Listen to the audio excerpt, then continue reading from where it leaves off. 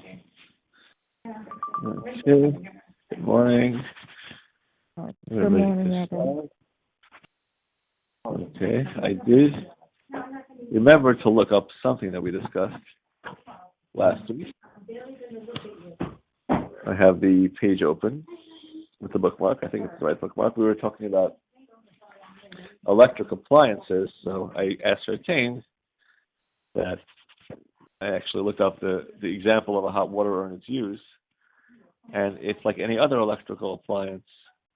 It is considered muktzah only on the lower level, like a hammer or a scissors, like an object that has a use that's primarily not appropriate for Shabbos, but would be allowed to be moved if it has a Shabbos use. So I think we gave the example of the electric fan. Right? Electric fan is an electrical appliance. You wouldn't call it permitted use because you can't turn on an electric fan on Shabbos.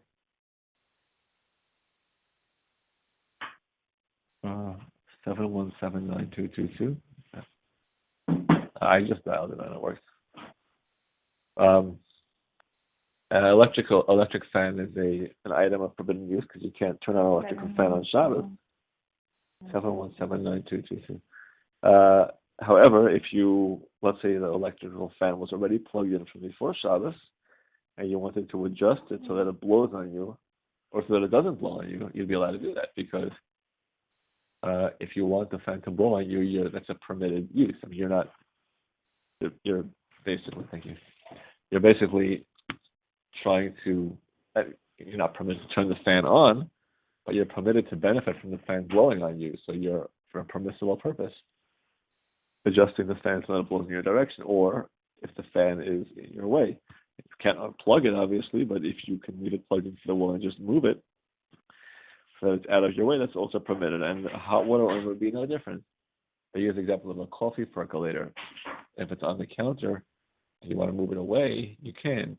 Or if you need a water pitcher, the coffee percolator is the most handy. If there isn't any other easily available water pitcher, you can use it as a water pitcher. Again, it's a forbidden implement with a permitted use. So that is consistent. So other examples used here, for instance, a hair dryer, hammer, paintbrush, pen, flashlight, electric vacuum cleaner. Those are all things that can be moved if there's something you need to use them for that is permitted on Shabbos. I'm not sure what you would use it for, but if you maybe use the vacuum cleaner to hold open the door, or if it's occupying needed space that's in your way, it is not applied if it's an eyesore. That's not considered permitted use. You just don't want it in the room. That's not a legitimate use. And obviously the most obvious example of not permitted use is to preserve the item. So if you say, oh, someone left the vacuum cleaner out in the rain, it's going to get ruined, or someone left the hammer out in the rain, it's going to get rusty, that's not permitted use. That's forbidden use, and that cannot be moved. Okay. So that's that. Children's bikes are, I think, not considered muktzah. It's a question of why would any bikes be considered muktzah? So I think that Rav Moshe Feinstein says they're considered muktzah because typically you would ride them in the public thoroughfare, outside of the Arab, so to speak. So it's designated for that purpose. It's for transportation, and you can't transport things or people outside of the Arab. So that's considered an item of permitted use. A kid's bike, I think we assume is not the case, probably not designated for that purpose. So that would be okay. Okay to move it, not okay to Right. ride it. Well, if you're a kid, I guess you can ride it. If you can ride it, then it's not a kid's bike. It's like a transformer for the backyard or whatever. I think so. The truth is, there's two arguments you can make about a kid's bike. One, depending on the age of the kid. At a certain point, the kid is too young. We're talking about, for example, musical toys, rattles. Right? A noisemaker is muktzah on Shabbos, like a shofar, for example. A shofar is muktzah unless it's Rosh Hashanah and you're planning to blow the shofar. And obviously, all other musical instruments are certainly muktzah. A door knocker, a bell, those are things that are all muktzah because they're noisemakers. So what about a baby's rattle? That should also be muktzah. So in principle, the answer would be yes. The thing is that a rattle is meant to be used by a baby who's too young. We're talking about the age of chinuch, as an age at which a child begins to be educated. They're not a child. No child is obligated to perform mitzvahs till they're bar or bat mitzvah. But we start training children before that because they're supposed to do that, so that they have the practice they need when they become a mitzvah. But even that only begins when it's age appropriate. And there's different ages for different aspects of Judaism. It's not all one shot. They're talking about telling a kid not to turn the light on Shabbos. That begins, I think they say, from about 3 or 4 years old, from the time that a child understands the concept that there's certain things you can't do on certain days of the week. They have to have some concept of time and some concept of no. Other things, they talk about 6 or 7, being the typical age of chinuch, things which require some kind of understanding, kiddush, lulav. The other things they talk about in mourning for Jerusalem, like you have to be a little older to have a real concept of a more sophisticated emotion. So, for example, they say if you're making Havdalah during the 9 days leading up to Tisha B'Av, we don't drink wine. Unless it's Shabbos. So we can drink wine for Kiddush. Can't drink wine during the week. Question is, what about Havdalah? Havdalah also requires a cup of wine. Now you can argue that Havdalah is the end of Shabbos, and you're allowed to drink wine on Shabbos. That's what many people. That's what we do. That's, I think, the most common custom. It's certainly a quite common custom. However, there are those who say that's not a good argument because Havdalah is the end of Shabbos. That marks the fact that Shabbos is over. By the time you're drinking your cup of wine, Shabbos has ended. So how can you drink wine for Havdalah? Some people will use the dispensation that allows other drinks for Havdalah, certain specific drinks, coffee, beer, things that are considered drinks of distinction, whatever that is, a separate discussion. But another approach is to give the wine to a child, but you have to be careful. If a child is less than 6, they're not old enough to be taught Havdalah yet. Therefore, they're too young. You can't give them the wine to drink. If the child is older than 10, let's say, then they're old enough to be educated in the mourning period of the 9 days, and they shouldn't be drinking wine either.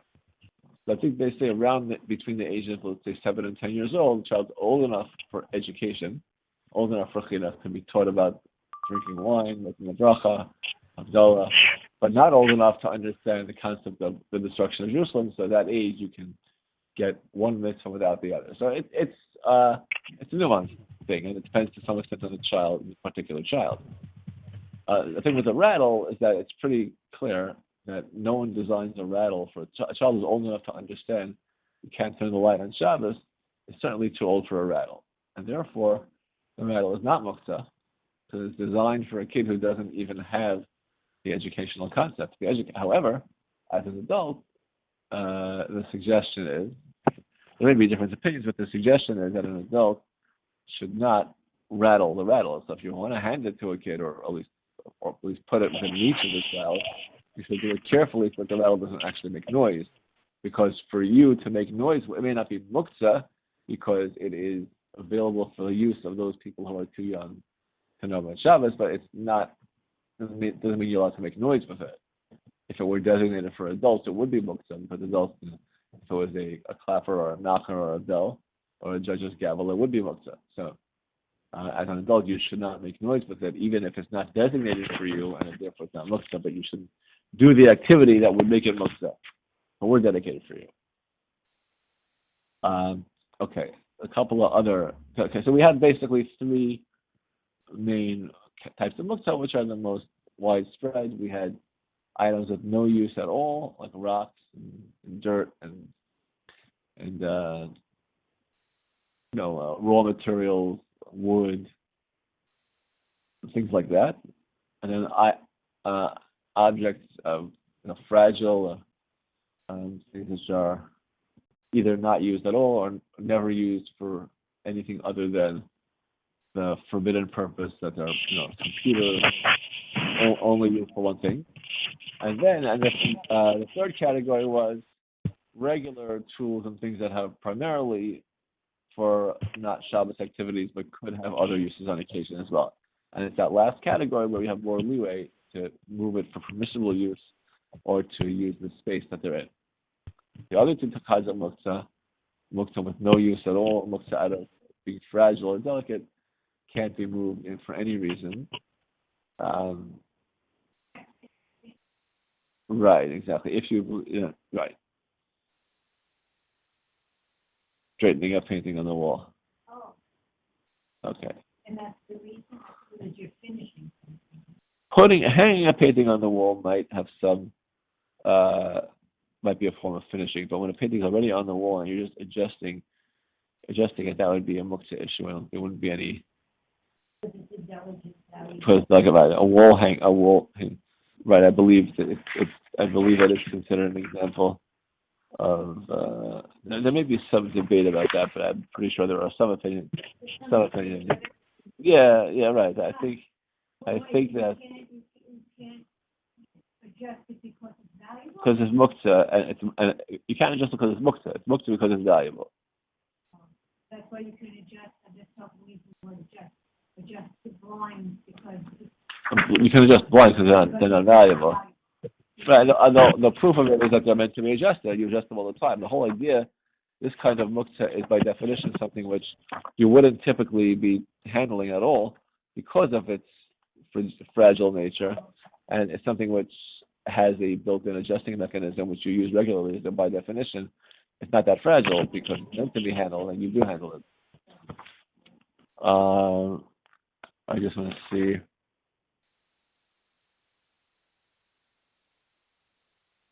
Yeah, here's a footnote about that. Like he mentioned the example of delicate photographs. He says so that would be a reference to the kind of photographs that you put them in a special book that are covered in plastic and that you wouldn't touch them. You would only handle them to put them into the photo album, and then you wouldn't take them out unless you were very careful. So that kind of thing is like right, stamp collection.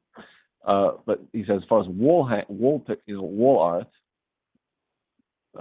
somebody cites somebody quoting a tshuva from Moshe Feinstein.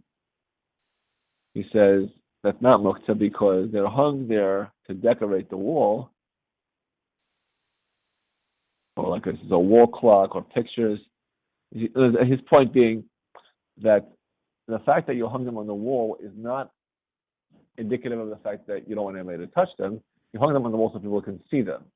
So, the same way a photograph on your night table would be muktzah because you move it around, you put things. It's an object. A painting on the wall is not really different from a painting on your night table. It just happens to be that you're displaying this one by hanging it on the wall. You're displaying that one on your night table. Maybe it's bigger, but it doesn't indicate that it's expensive or particularly off limits. However, he says that if the pictures are very expensive, and the reason you don't move them is because they're fragile and delicate, then there would be a muktzah. As he explained, Moshe's point is that the fact that an item has a designated place and isn't usually moved doesn't make it muktzah. But if there's a reason that it's not usually moved, then it becomes muktzah. And muktzah is not an accident of circumstances. It's something which has to do with a mental attitude towards something. So if you have a box in your basement which you haven't opened for 25 years with old clothing, it's not muktzah just because I haven't moved it and I don't plan to ever move it. I'm going to give it away. That doesn't make it muktzah. It's still clothing. And the same thing with the picture on a wall. It's a cheap painting and I like it. I hung it on the wall. Why is it muktzah? I can take it off the wall the same way I hung it on the wall. It happens to be I haven't touched it in 30 years, but who cares? If it's delicate and valuable and it's hanging on the wall with a do not touch, nobody would handle it, then it is muktzah because your approach to this item is that it's off limits because it's fragile. So you have to look at not where it is or what it's doing, but what the owner's feeling is about that object. So Moshe is saying, the fact that something hangs on your wall doesn't make it muktzah, but the fact that something delicate and fragile could make it muktzah. So again, maybe there's not really a debate at the end. After all, based on what he's saying here, it could be that is unanimous, but it probably would become a debate anyway to try to classify what's what. And if you look around the shul over here, some of the things on the wall clearly are not valuable, and certainly nobody was particularly but other things maybe it would be. Okay, a couple. Yeah, I mean, yard side flax. Yeah, I don't know. The part is heavy, and you wouldn't move it because you don't want to. The dates are important, but if you want to take it off the wall to do some repair and say, be careful, it's not very delicate. It's just maybe it would be. I don't know. Like that board over there, right? It's just a little board with some. I think you could throw it across the room, and nothing would happen to it. Yeah, I mean, it's not likely you would need to move it. Like look at that frame over there with all the pictures. It's not particularly. It's just a plastic frame. So you can straighten them on Shabbos. So again, according to what you say, if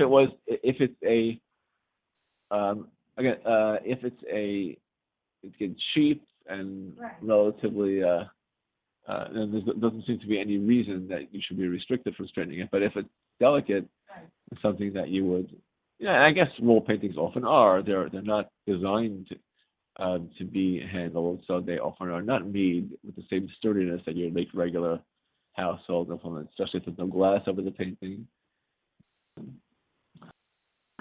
Okay. So your personal attachment to the item is not a factor. You would not want to break it because of that's a one of a kind, that collage. Right. So he said, what he said it was photographs that you would put them on your plastic and not touch them. In fact, that you wouldn't want to lose it. But again, the idea of muktzah is that you disassociate it from Shabbos, where you would not expect that this thing would be moved or handled on Shabbos, not on your list of items that would. So, again, if there's a reason that you say, well, I wouldn't touch that, I'm very careful never to handle that unless it's absolutely needed, then it's fine. But if it's just, this is very important to me, it means a lot, but I'm thinking about tefillin. That was one of the examples, right? Tefillin are muktzah because we don't wear them on Shabbos, but you can't say that they're delicate in that sense because you put them on. You wear them. I think jewelry, right? Jewelry is very valuable, but you wear it. I mean, it's not muktzah because if you had kind of jewelry that you wouldn't wear, someone had a ring that kept it under glass and they're never going to wear it. It's just the crown jewels, and nobody actually puts them on. Maybe,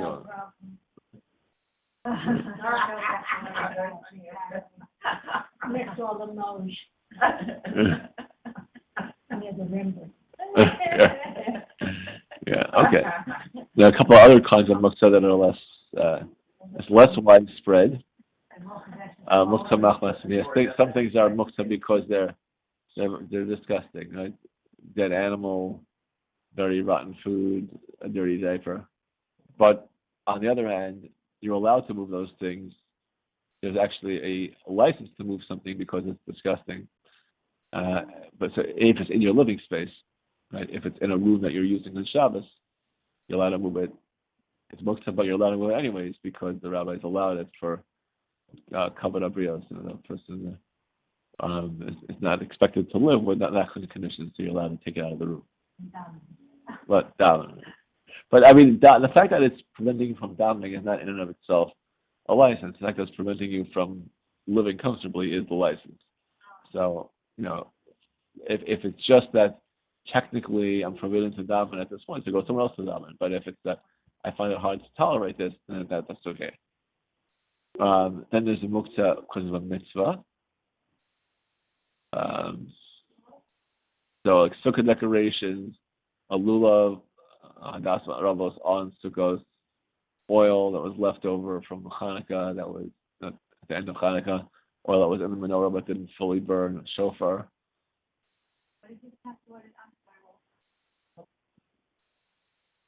These are things that are muktzah. Yeah. And then the last one is nolad. Something that was created on Shabbos or came into a new form on Shabbos. Mm-hmm. And the whole idea is that it couldn't have been properly prepared in advance because it wasn't around, or at least not in its current form. Is this where the idea of not taking medicine comes in? Have been created on Shabbos? Well, medicine is something else. There's a concept. We'll get to that, I hope. Okay. That has to do with the rabbinic safeguard against preparing the medicine, which can involve work. Okay. So let's say an egg that was laid on Shabbos is absolutely not literally no literally means born. It was literally born that day, and it's new. It wasn't around before. Milk that was milked on Shabbos. Baby is not muktzah, but yeah, in theory. Sap from the trees, wood that became is or isn't?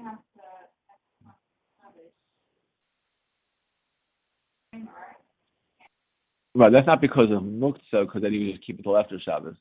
The problem there is that it would be probably that too, but there's a bigger problem, which I think is that how did you extract the milk in the first place? So in order to justify extracting the milk, you extract it in a way that it becomes immediately ruined. So you're not again extracting is compared. I think the threshing, of squeezing wine out of grapes is one of the types of work, but it's really comes from threshing the wheat, separating the kernels from the stalk, so separating any food from its parent, so to speak, from its where the place that it grew is extracting it is considered a form of work. So what you want to do is you want to extract the milk for the health of the mother, but not be left with any usable milk. So that way you haven't performed real work, because when the work doesn't produce anything, at least from the Torah point of view, it's not really work. So yeah, I think that's I don't know the details. That's the concept. But so if you had to write like for some whatever life and death reasons, but you somehow if you could write on a just disappearing ink, it would be you wrote but you didn't write. You don't left with any actual writing. You build something which immediately falls apart. You didn't really build. And so wood that burned out and turned into ashes. So those are again, even on Yom Tov where you're allowed to light fires, but you can't use the newly created ashes because they're muktzah, because they were newly created. Then there's a lower level of Nola, things which changed form, and there's some restrictions on those. So, for example,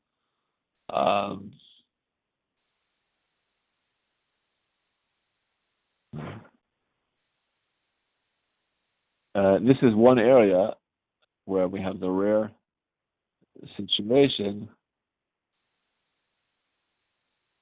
that is muktzah on Yom Tov but not on Shabbos.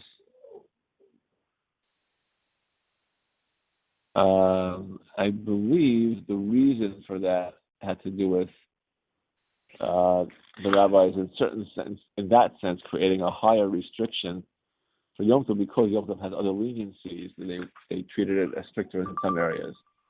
Hopefully we'll get to that in more detail. But the principle is, the example he gives is that you have a toy that broke on Shabbos or Yom Tov, and we know broken items are considered muktzah unless they're still usable. In this case, the thing broke, but you can use the broken pieces, although in a different way from the way it was used before. So you have, I don't know, you can imagine kids are, adults are not so good at this, kids are good at this. If something, the car broke and now it's like two wheels, the wheels will be used for this. So there's somewhat Nola because they have a different form and they're not usable in the same way they were before. A broken chair, right? You can't sit on it. Maybe you can use the cushion. Again, a child will figure out, you'll use the cushion for this, you'll use the legs for that, so again, it's not fully created because it was been around the whole time, but it is reconstituted into a different form. So on Shabbos it would not be muktzah, and Yom Tov it would be. So that's an area of muktzah which exists in a more restricted form on Yom Tov than on Shabbos. Unusual situation. I think the reason was that the rabbis were stricter in some ways because Yom Tov has leniencies, so they sort of compensated for that by being a little stricter in some other areas. So but hopefully, if we get to it, we'll. Yeah, I think so. Maybe there's another reason. Yeah. Okay, maybe to keep us thinking. Okay, fine.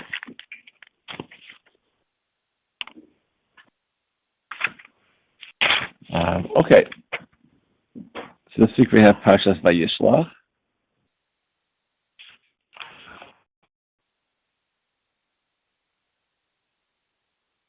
Yaakov getting ready to encounter Esau. And we know that Hashem told him in last week's parsha that he has to leave Haran, the house of Lavan, where he was for the last 20 years, and return to the land of his fathers, the land of Canaan. Hashem says, I will be with you. It's not the first time that Hashem told him that. Hashem told him that also on his way out. When he left, and we know he left 34 years before, because he was, the calculation that Yaakov was, I think, about 63 years old or something when he left his parents' house. That was when they got the blessings, when Esau tried to kill him.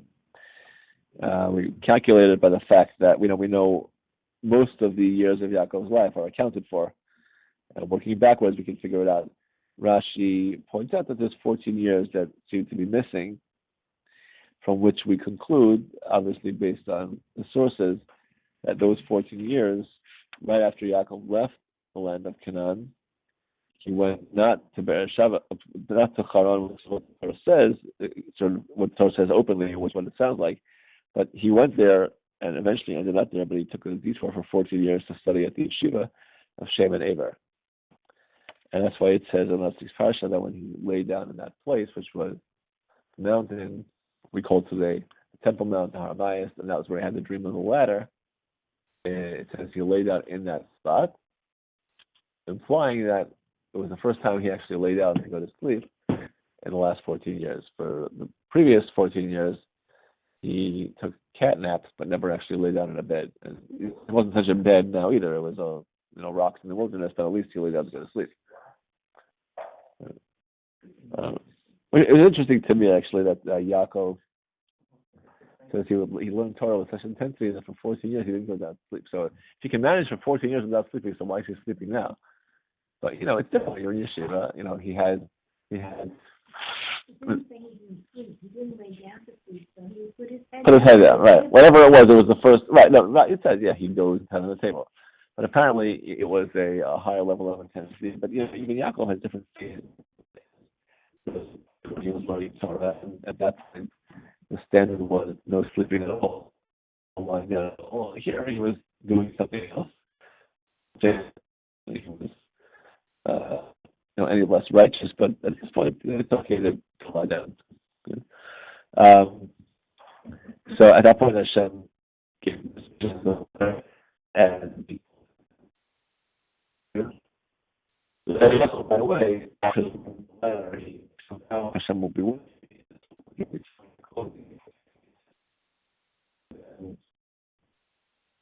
This stone I will consecrate and have consecrated, and I will return to worship Hashem at when I return. So what happens in this week's parsha, 30 years later, 20 years later, I should say.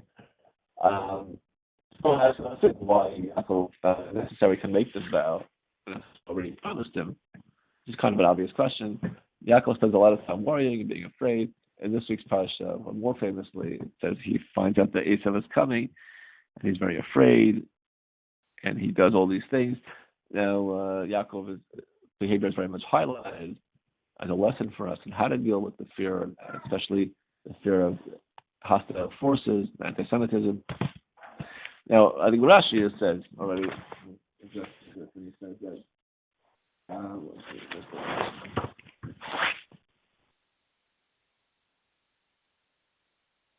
even though Hashem had already promised Yaakov he was going to protect him,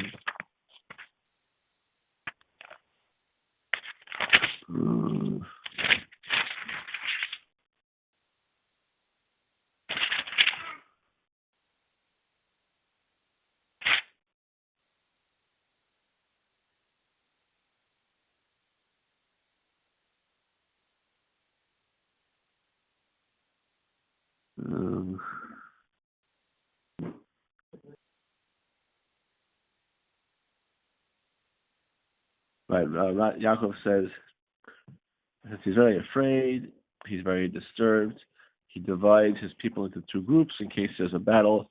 One group will escape, one group will stay and fight. And then he prays Hashem, the God of my father Abraham, the God of my father Yitzchak, the one who told me, return to your land and I will do good with you. Right? So he addresses Hashem as the one who told me to. There doesn't seem to be any irony in his statement, but if you read it, the one who told me to take this trip, I have become diminished, I have become small out of all the kindness and the truth that you've performed with me. I crossed the Yarden River, crossed the Jordan 20 years ago, heading eastward with just a stick in my hand, and now on my way back, I have been so successful that I have a huge household that can be divided into two separate camps. So please save me from my brother Esau. I'm afraid he may destroy everyone I have. And you've said that you will do good things to me and multiply my children like the sand of the sea. Okay, that's the end of his prayer. So Rashi says, Yaakov said, I become small out of all the kindness, such as my merits have been diminished because you performed so much kindness. And he says, I'm afraid, that's based on the Gemara, and then he says, I'm afraid that maybe subsequent to the promises that you made, I have become contaminated with sin, and that will cause me to be defeated by Esav. So the idea is that at least we can see that one of the reasons that Yaakov is afraid